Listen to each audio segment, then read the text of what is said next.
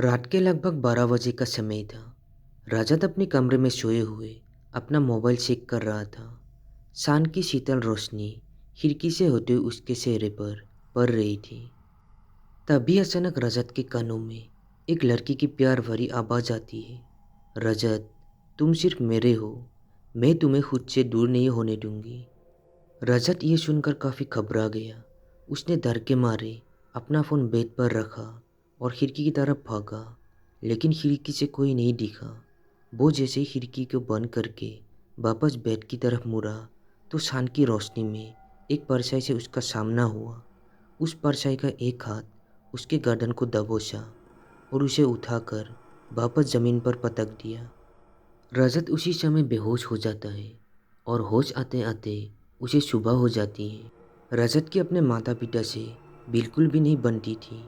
वो हर समय किसी न किसी विषय पर अपने माता पिता से विवाद कर देता था। उसके जीवन में रिश्तों का कोई वैल्यू नहीं था। वो सिर्फ अपने माता पिता को एक एटीएम मशीन समझता था। अगली सुबह भी यही हुआ। उसने होश में आने के बाद अपने साथ हुए पिछली रात की घटना को स्मरण करने लगा। उसके माथे पर सिंधित रेखा के साथ पंखा चलने के बावजूद पसीने से भीगा हुआ था। रजत उसी अवस्था में घबरा कर अपने पापा के पास पहुंचता है। वो इतना घबराया हुआ होता है कि उसके मुंह से एक शब्द भी नहीं निकल पा रहा था। वो अपने पिता से ये बात बताना चाहते हैं, लेकिन कुछ कह नहीं पाता। रजत के पापा उसे गुस्से से देखते हैं और कहते हैं, कुछ बोलेगा भी या फिर हमेशा की तरह सुनाने आया है। रजत के चेहरे के भाव अब डर की जगह गुस्से में बदल गई और उसी स्थिति में अपने पापा को ही सुना दिया और गुस्से में वो घर से निकलकर अपने कॉलेज में पहुंचा, जहां उसका इंतज़ार उसका दोस्त और उसकी गर्लफ्रेंड डिम्पल कर रही थी। उन दोनों को उसने अपने साथ हुई घटना के बारे में बताया। उसके दोस्त ने कहा, तेरा कोई वहम हुआ होगा। कोई लड़की तेरे को कैसे उठा सकती है, वो भी सिर्फ एक हाथ से। ये बात कहते ही रजत का दोस्त और डिम्पल दोनों हंसने लगे। यहाँ मेरी जान की लगी हुई है और तुम दोनों बेशरम होकर हंस रहे हो। रजत दबी समी आवाज़ में कहता है, अरे तुम इतना क्यों डर रहे हो, सब कुछ ठीक हो जाएगा। रजत का दोस्त उसे संभालते हुए कहता है, लेकिन रजत ने अपने मन में ये ठान लिया था कि वो अपने घर पर नहीं रुकने वाला, सब कुछ छोड़कर कहीं दूर चला जाएगा। रजत का फैसला सुनकर उसका दोस्त उसको रुकने के लिए कहता है, लेकिन वो ठान चुका था कि उसे अपने परिवार से कोई मतलब नहीं है। वो यही सोचता है कि उसके परिवार उससे प्रेम भाव नहीं रखते। इस पर डिम्पल कहती है, अगर तुमने ठान ही लिया है तो आज रात को तुम मेरे साथ मेरे शहर लखनऊ चलना, वहाँ अपनी नई ज़िंदगी शुरू करना। रजत को डिम्पल का ये सुझाव राज आ जाता है। रजत ने डिम्पल के कहने पर घर से अपना बैग सही तरीके से पैक कर चंडीगढ़ रेलवे स्टेशन पर पहुंच जाता है। डिम्पल ने उसे प्लेटफॉर्म नंबर 4 पर आने के लिए कहती है। रजत 10 बजे छुपकर अपने घर से निकलता है। रजत का ये रात बाकी रात से अलग होती है। मौसम में सर्द हवा की मौजूदगी तो होती है, लेकिन फिर भी रजत को घुटन महसूस कराती है। लगभग रात के 12 बजे प्लेटफॉर्म पर एक ट्रेन की एंट्री होती है।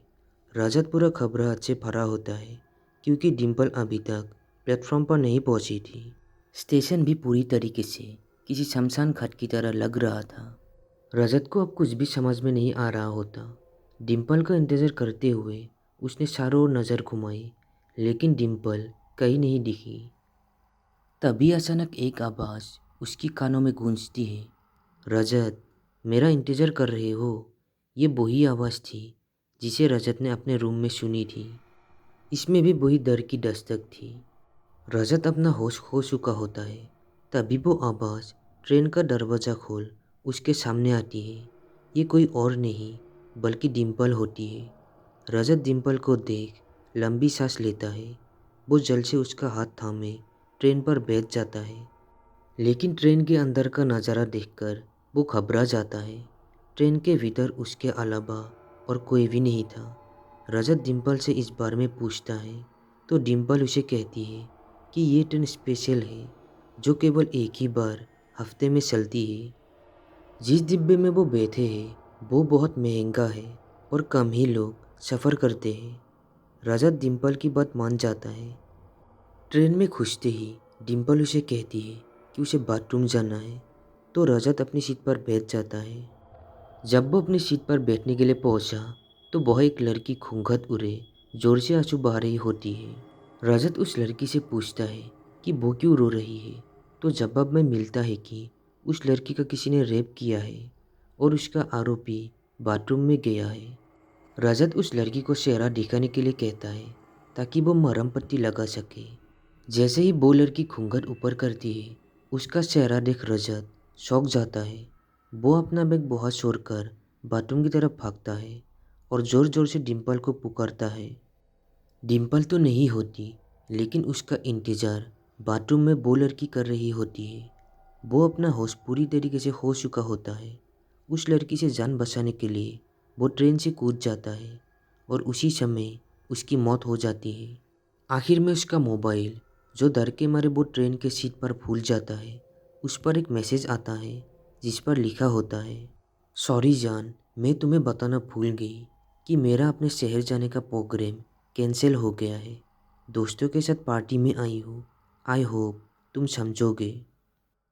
तो दोस्तों, हमारी आज की ये कहानी कैसी लगी कमेंट में ज़रूर बताना। साथ ही मेरे चैनल को सब्सक्राइब ज़रूर करना।